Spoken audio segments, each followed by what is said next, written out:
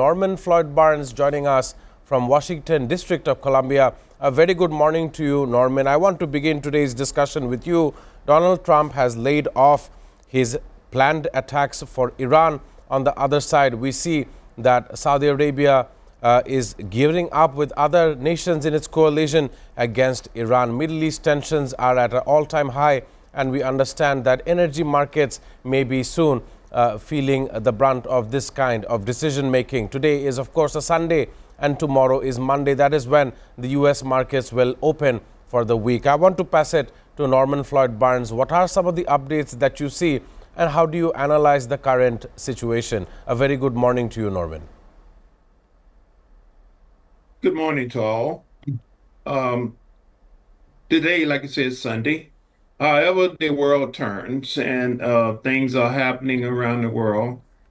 President Trump has made a reversal in his announcement of attacking the infrastructure, the interior infrastructure of Iran, by stating that he will halt additional attacks on the infrastructure while the Gulf states are now talking about a solution to the war, a ending of the war, and opening up the straits. He was approached by the Saudi prince Saturday, stating that they was concerned about retaliation of their infrastructure, on their infrastructure, by Iran if the U.S. continues with its attacks. So consequently, the president decided to halt the attacks to allow time for the Gulf states and Iran to work things out. So right now, the situation is at that point. A slowdown, basically a halt of attacks by the U.S. is now been it's basically been suspended on hold, basically standing by in the staging area. While at the same time, the energy situation in the world is coming to a point. The strategic oil reserves are now reporting to be very low, getting low, and only several weeks out. China has the largest oil reserves right now. The United States still has the reserves, but we're looking at about 3 to 4 weeks as this situation continues. No resolution to the strait. The oil reserves are being depleted, and there's no idea exactly how that's going to happen, how that's going to affect the rest of the world. One thing is known is that with that announcement tomorrow, Monday, you will see impact on the prices of oil. If it hasn't already come out, the price of oil is going up, the stress is going up, and the situation has not improved. It's just been delayed. The attack's been delayed. But the effects is that we do not have any trade circulating around the world. Nothing is happening. So at the same time, we're still dealing with other issues here in the United States. We had in Spokane, Washington, we have a fire, a wildfire going on, just like other parts of the world is happening. And of course, we have another shooting, mass shooting in Idaho at a restaurant by a unnamed assailant. 3 people dead, 7 people injured.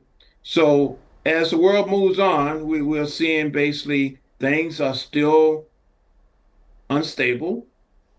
We have no definite answers on anything that's happening right now. The Ukraine-Russia situation is intensifying, and they are talking about a peace resolution in Gaza. That is yet to be seen.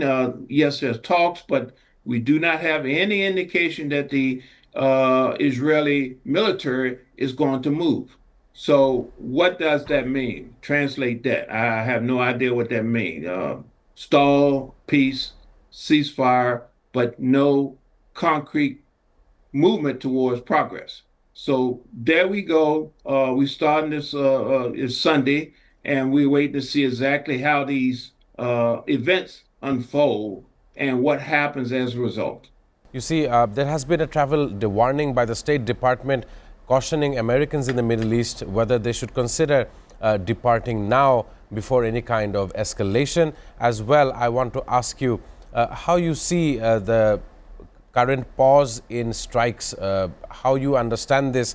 Of course, Donald Trump wants to have an off ramp. We've been discussing this for a while. The midterms are coming in, and that is the main source of attraction. I want to get a comment from you.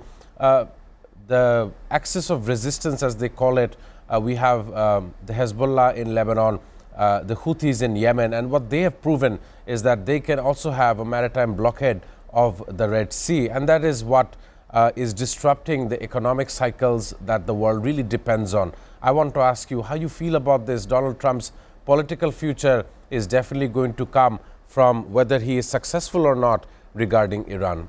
Would you agree with me as well, Norman? Yes, I will agree to a point. Is that President Trump's and his administration are in uh, a crisis mode right now. The country has engaged in a international conflict, the Middle East, that has not shown any type of progress, any type of reasoning, except draining of the American budget, the American economy. The citizens are now paying more. We are paying more at the pumps. We are paying more at the store. Everything is costing more. And at the same time, our allies, our neighbors in the Gulf region, is suffering from attacks, unknown attacks, uncontrollable attacks, and their future is in jeopardy because we have engaged with a country, Iran, and we have no way of controlling what they do. We have no way of controlling. We can attack the president, we can bombard them, we can bomb them to the point where they give up, but we have not seen that. We have not seen any indication that bombing will do that. History has shown bombing has not changed the outcome of any conflict. We tried it in Vietnam, we tried it in other places. You have to have ground troops over there to take over the area. That is something that I do not believe the American public or Congress or even the president is willing to do right now because the narrative is not good.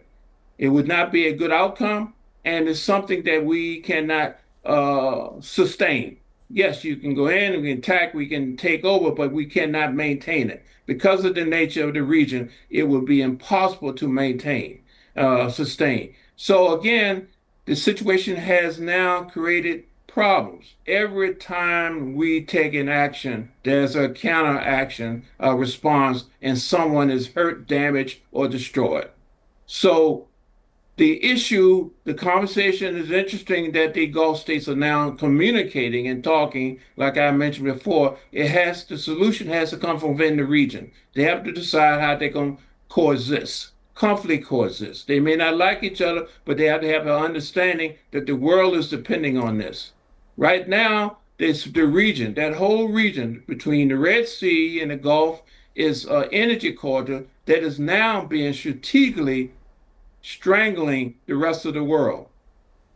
We have a problem. The problem is that now, as part of the master plan, both trade water areas is being subject to being cut off, being delayed. So that will cause immeasurable harm to the rest of the world.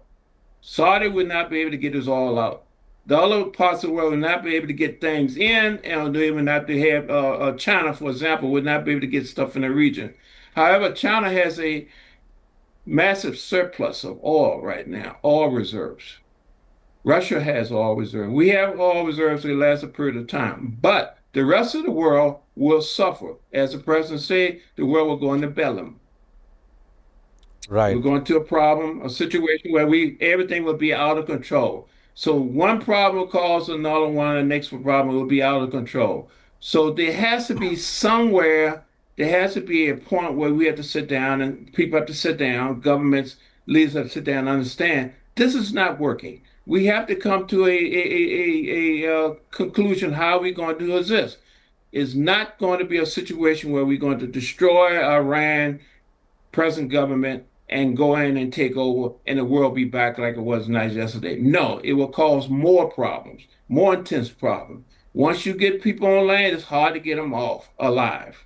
It's going to be a problem. You're not Right. going to go in that area and take over and control it and maintain it. You may temporarily occupied, but it's going to cause another problem. So now the rest of the world is now seeing exactly how this is going on. There's no evidence that Iran do not have ability to strike anywhere in the world. Let me say that again. There's no evidence that Iran do not have the abilities, resources, or connections to attack other parts of the world.